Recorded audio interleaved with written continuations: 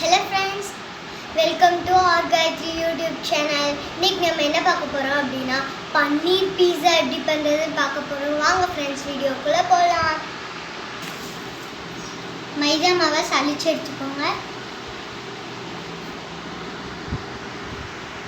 இது 1/2 கிலோ மைதா மாவு நான் இதை சலிச்சு எடுத்துர்க்கேன்.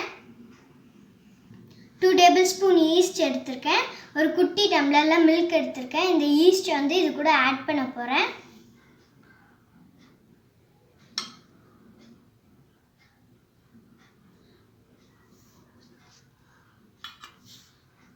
இது வந்து 10 minutes ஆகும் ஆக்டிவேட் ஆகுறதுக்கு.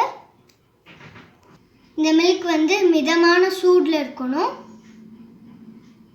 இதுல தேவையான அளவு salt சேர்க்க போறோம். கொஞ்சமா சோடா உப்பு சேர்க்க போறேன். இதுல 1 tablespoon பேக்கிங் பவுடர் சேர்த்துக்கோங்க.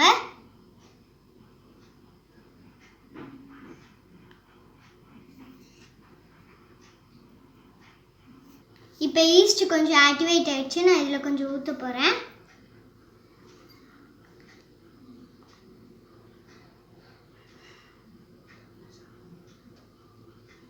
கொஞ்சம் ஆயில் சேர்த்துக்கலாம்.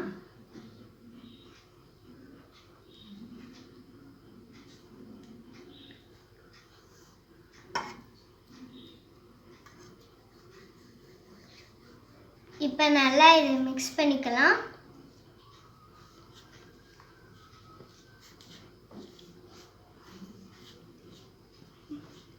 பத்தலைன்னா கொஞ்சம் தண்ணி ஊற்றி மிக்ஸ் பண்ணிக்கோங்க.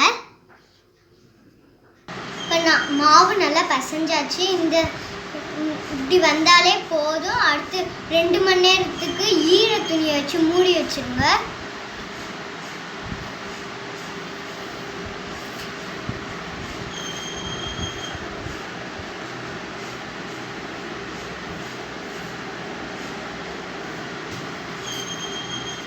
பாருங்க ஃப்ரெண்ட்ஸ், நான் 2 hours கழிச்சு ஓப்பன் பண்ண போகிறேன். மாவு பாருங்க ஃப்ரெண்ட்ஸ், நல்லா உப்பி வந்திருக்கு.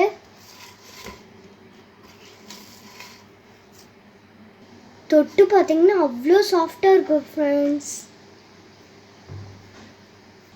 நல்லா பிசைஞ்சிட்டு அதுக்கப்புறம் உருண்டையாக எடுத்து வச்சுக்கோங்க.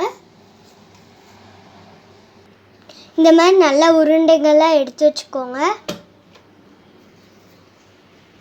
இந்த மாதிரி நல்லா இழுத்து நல்லா பசைஞ்சுக்கோங்க.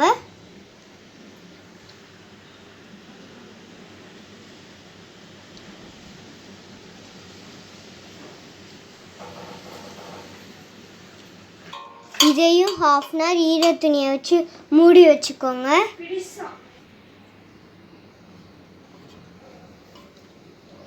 அந்த மாவு 1/2 hour ஊறிட்டு இருக்கட்டும்.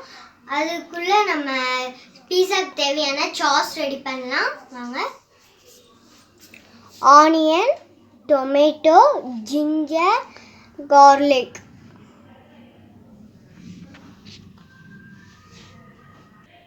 இந்த மாதிரி நல்லா கட் பண்ணி வச்சுக்கோங்க.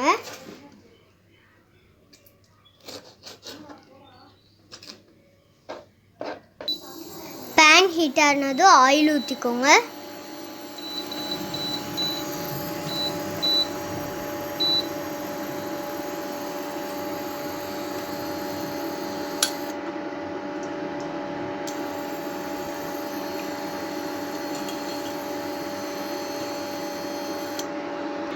இப்போ நம்ம கட் பண்ண வெஜிடபிள்ஸை இதில் போட்டு ஃப்ரை பண்ண போகிறோம்.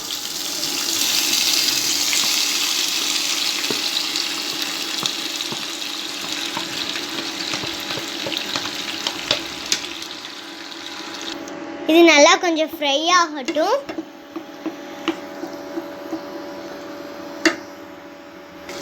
இது இப்போ நல்லா வதங்கிடுச்சு. அதுக்கப்புறம் ஸ்டவ்வை ஆஃப் பண்ணிட்டு ஆறுனோடனே மிக்சியில் போட்டு அடிச்சுக்கோங்க. இப்போ இந்த மிக்சியில் அடித்ததை இந்த பேனில் ஊற்ற போகிறோம். இதில் உப்பும் மிளகாத்தூளும் சேர்த்துக்கோங்க.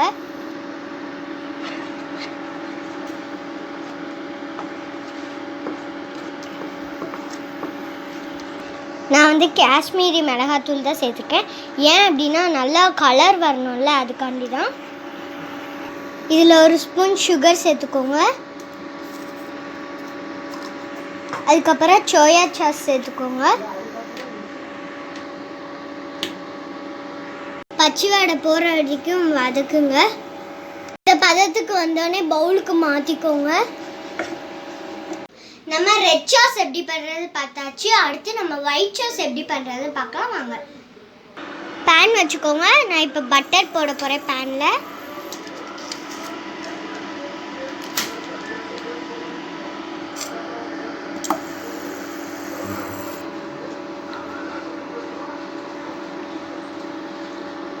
நான் இதில் 4 டேபிள் ஸ்பூன் மைதா எடுத்திருக்கேன். அதை சேர்த்துக்கோங்க.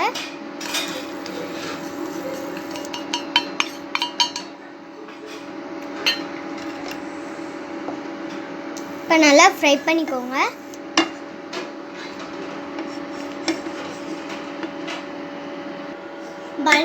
பட்டர் வந்து நல்லா மைதாவோட மெல்ட் ஆகுது.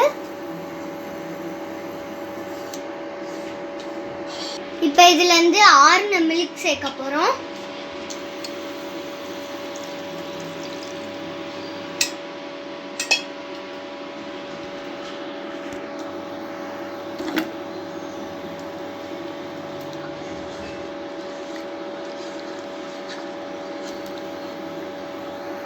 இதை நல்லா கிண்டிக்கிட்டே இருங்க.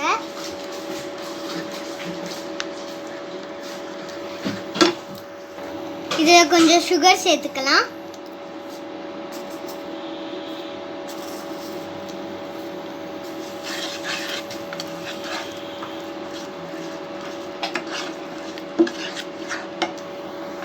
இது நல்லா கட்டியாயிடுச்சுன்னா இன்னும் கொஞ்சம் மில்க் சேர்த்துக்கோங்க.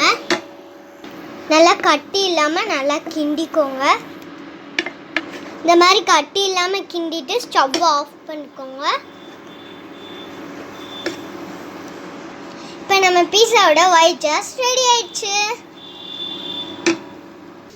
சப்பாத்திக்கு நம்ம எப்படி தேய்ப்போமோ அதே மாதிரி தேய்ச்சிக்கோங்க.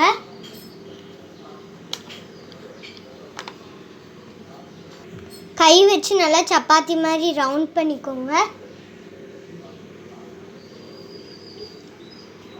இந்த மாதிரி நல்லா ரெடி பண்ணதுக்கப்புறம் ஃபோர்க் வச்சு நல்லா இப்படி குத்தி வச்சுக்கோங்க. அப்படின்னா தான் வராது, பபிள்ஸ் வராது.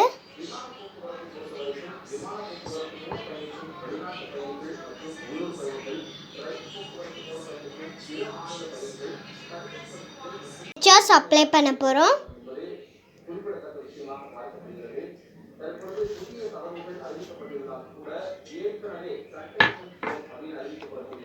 இப்போ நம்ம இதுக்கு மேலே ஒயிட் சாஸ் அப்ளை பண்ண போகிறோம்.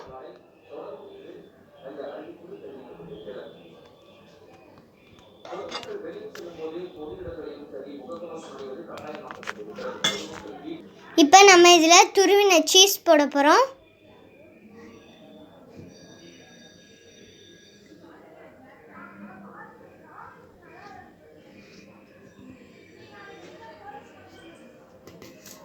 இப்போ இதில் நம்ம பன்னீர், கேப்சிகம், ஆனியன் சேர்க்க போகிறோம். இப்போ நம்ம இதில் சீஸ், ஆனியன் சேர்த்துட்டோம்.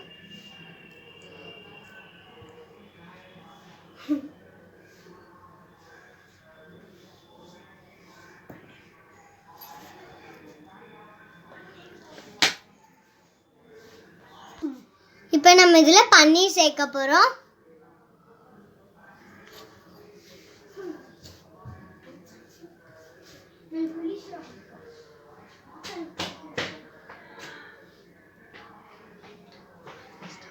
வைக்க போகிறேன். நான் வந்து பீஸா மூடில் வைக்க போகிறேன். பீஸா மூடில் வச்சுட்டு ஸ்டார்ட் கொடுக்க போகிறேன்.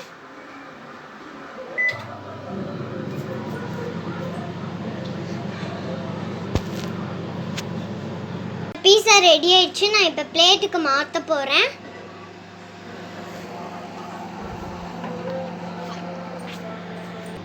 பாருங்கள் ஃப்ரெண்ட்ஸ், நம்மளுடைய பன்னீர் பீஸா ரெடி ஆயிடுச்சு. இப்போ நம்ம இதை கட் பண்ண போகிறோம்.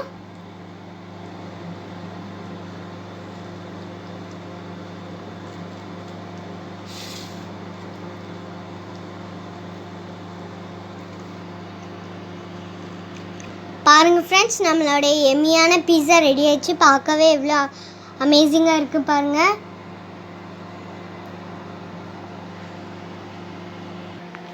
இதே மாதிரி நீங்களும் உங்கள் வீட்டில் ட்ரை பண்ணி பாருங்கள். இந்த வீடியோ உங்களுக்கு பிடிச்சிருந்தா லைக் பண்ணுங்கள், ஷேர் பண்ணுங்கள், சப்ஸ்கிரைப் பண்ணிடுங்க. See you again. Bye bye.